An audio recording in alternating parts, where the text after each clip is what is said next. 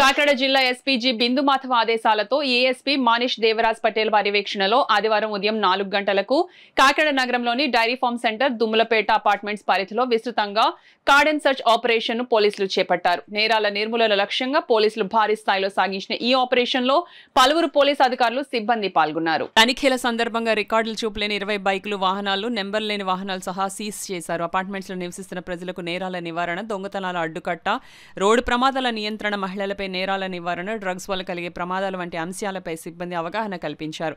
అద్దె ఇళ్లు ఇచ్చే యజమానులకు కొత్తగా అద్దెకొచ్చే వ్యక్తుల ఐడెంటిటీ ప్రూఫ్, పూర్తి చిరునామా ధృవీకరణ తప్పనిసరిగా ఉండాలని సూచించారు.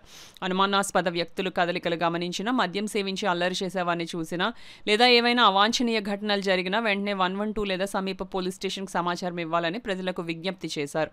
కార్డన్ అండ్ సర్చ్ ఆపరేషన్ విజయవంతంగా ముగిసిందని, ప్రజల భద్రత, శాంతి భద్రతల మెరుగుదలకు ఇటువంటి కార్యక్రమాలు నిరంతరం కొనసాగుతాయని పోలీసులు తెలిపారు. ఈ కార్యక్రమంలో సర్పవరం, కాకినాడ పోర్ట్ సిఐలు, అలాగే 1 టౌన్, 2 టౌన్ పోర్ట్ సర్పవరం ఎస్ఐలు మరియు సిబ్బంది పాల్గొన్నారు.